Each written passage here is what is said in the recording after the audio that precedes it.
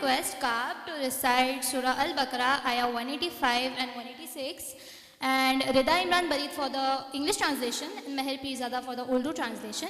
یہ آیتیں ہمیں رمضان کی نعمت کی یاد دلاتی ہیں اور ہمیں سکھاتی ہیں کہ جب ہم اللہ کو پکارتے ہیں وہ ہمیشہ قریب ہوتا ہے ہماری ہر پکار کو.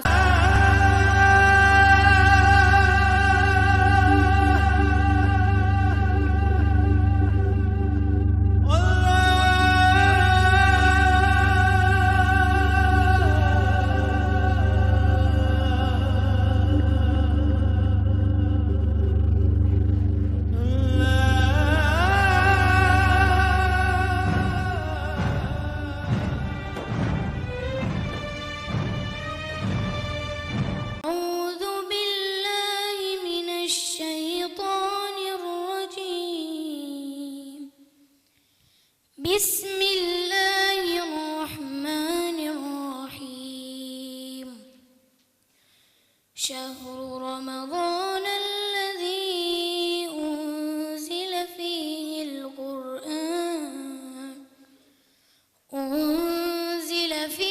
القرآن هدى للناس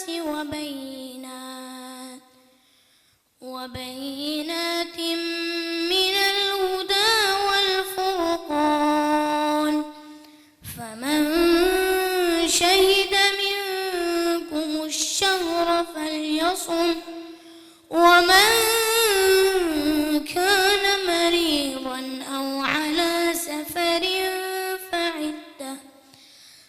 على سفر فعدة من أيام أخر يريد الله بكم اليسر ولا يريد بكم العسر ولتكملوا العدة ولتكبروا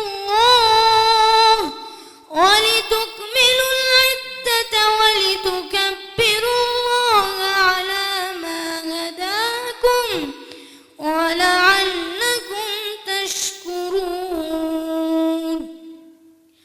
وإذا سألك عبادي عني فإني قريب أجيب دعوة الداعي إذا دعان فليستجيبوا لي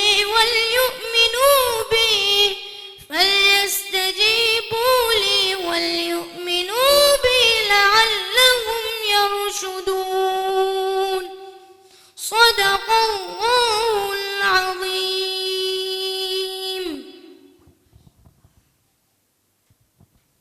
Assalamu alaikum. My name is Meher Pirzada and I will be giving the Urdu translation. شروع کرتی ہوں اللہ کے نام سے جو بڑا مہربان نہایت رحم کرنے والا ہے. آیت نمبر 185. ماہ رمضان وہ ہے جس میں قرآن اتارا گیا جو لوگوں کو ہدایت کرنے والا ہے اور جس میں ہدایت کی اور حق و باطل کی تمیز کی نشانیاں ہیں. تم میں سے جو شخص اس مہینے کو پائے اسے روزے رکھنا چاہیے. ہاں جو بیمار ہو یا مسافر ہو اسے دوسرے دنوں میں یہ گنتی پوری کرنی چاہیے. اللہ تعالیٰ کا ارادہ تمہارے ساتھ آسانی کا ہے سختی کا نہیں. وہ چاہتا ہے کہ تم گنتی پوری کر لو اور اللہ تعالیٰ کی دی ہوئی ہدایت پر اس کی بدائے بیان کرو اور اس کا شکر کرو. آیت نمبر 186. جب میرے بندے میرے بارے میں آپ سے سوال کرے تو آپ کہہ دیں کہ میں بہت ہی قریب ہوں. ہر پکارنے والے کی پکار کو جب کبھی وہ مجھے پکارے قبول کرتا ہوں. اس لیے لوگوں کو بھی چاہیے کہ وہ میری بات مان لیا کرے اور مجھ پر ایمان رکھے. یہی ان کی بھلائی کا باعث ہے. Assalamu alaikum. My name is Rida Fatima and I am giving the English translation. In the name of Allah, the most gracious, the most merciful. Ayat 185. In the month of Ramadan is that in which was revealed the Quran, a guidance for the people and clear proofs of guidance and criterion.